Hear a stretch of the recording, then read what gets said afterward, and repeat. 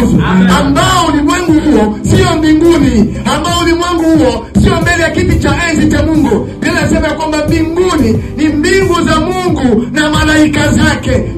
Wakati unapokaribisha Roho ndani yako, wakati unapompatia Roho nafasi ndani yako, Roho atakushuhudia, Roho atakuonesha vitu vingi sana katika maisha yako. Atakuonesha kule ambapo unastahili kwenda, atahifadhi maisha yako, ataitengeneza maisha yako kwa ajili ya maisha baada ya hii.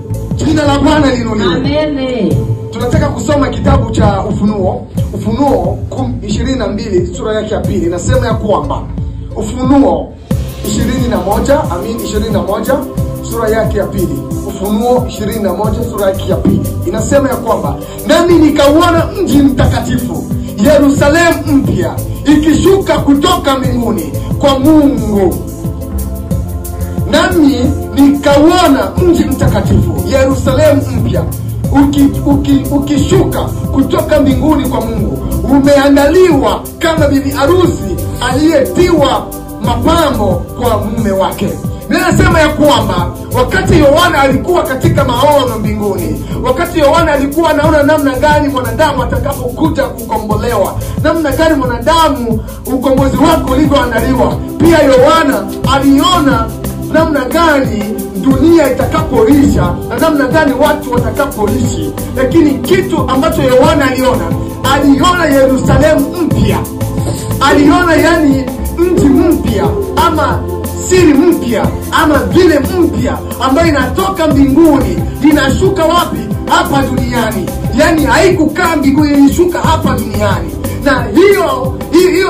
Na hiyo siri ama hiyo inchi ilikuwa inchi ambayo imepambwa, ilikuwa inchi ambayo ni inchi ya kisasa, ilikuwa inchi ambayo ilikuwa na kila kitu ndani yake, ambao ndani ya inchi hiyo ndipo watu wote ambao walikufa katika Kristo ndipo watakapoweza kuishi pamoja na Kristo ndani ya ufalme wake. Haleluya. Amen.